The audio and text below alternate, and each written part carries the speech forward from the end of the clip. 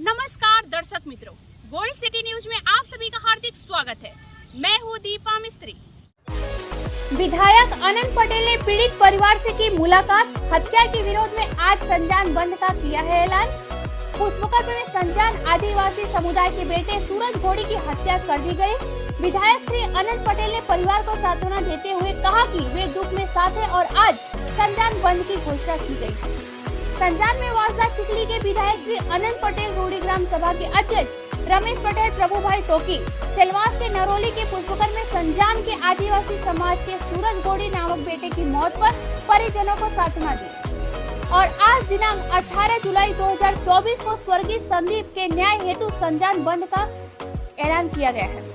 साथ ही व्यवस्थापक से बात की और दिवंगत संदीप के परिवार को 50 लाख का मुआवजा देने और अत्याचार का मामला दर्ज करने, बार का लाइसेंस अस्थायी रूप से रद्द करने और बार मालिक के खिलाफ शिकायत दर्ज करने की भी बात की। जहां स्थानीय नेता अशोक भाई, अधिवक्ता मितेश भाई, राकेश राय, फरहान भाई समेत बड़ी संख्या में नेताओं ने 2 मिनट का मौन रखकर कहा कि वे परिवार के पक्ष में है और न्याय मिलने तक लड़ाई जारी रखेंगे। आदिवासी युवानનું જે હત્યા થઈ છે દાદરાનગર હવેલીમાં, આજે આપણે મળ્યા પરિવાર સાથે, શું વાત થઈ અને શું માંગ છે?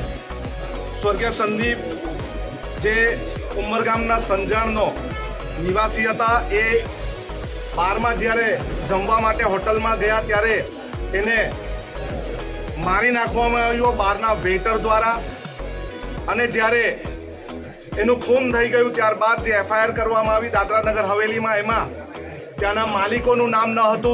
એટ્રોસિટી એક્ટ મુજબ જે ફરિયાદ દાખલ થવી જોઈએ દાખલ થઈ ન હતી અને પરિવારજનો જેમની 2 દીકરી છે નાની અને ઘરમાં એક જ જણ કમાનાર હતો ત્યારે એમને 50 લાખ જેટલું વળતર માટેની માંગણી પણ પરિવારજનોની સાથે અને આગેવાનોની સાથે આદિવાસી સમાજની સાથે ચર્ચા કરીને મૂકી છે।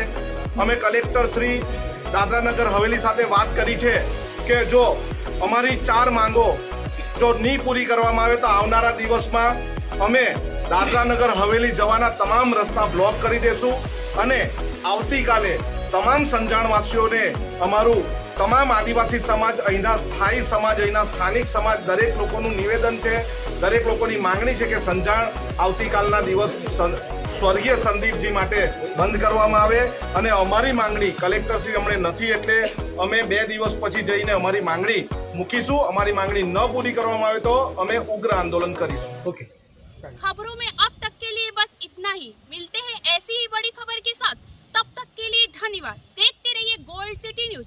अगर आपको हमारी वीडियो पसंद आई हो तो चैनल को लाइक करें, सब्सक्राइब करें और शेयर करें और नए वीडियो अपडेट प्राप्त करने के लिए बेल आइकन पे क्लिक करें। धन्यवाद।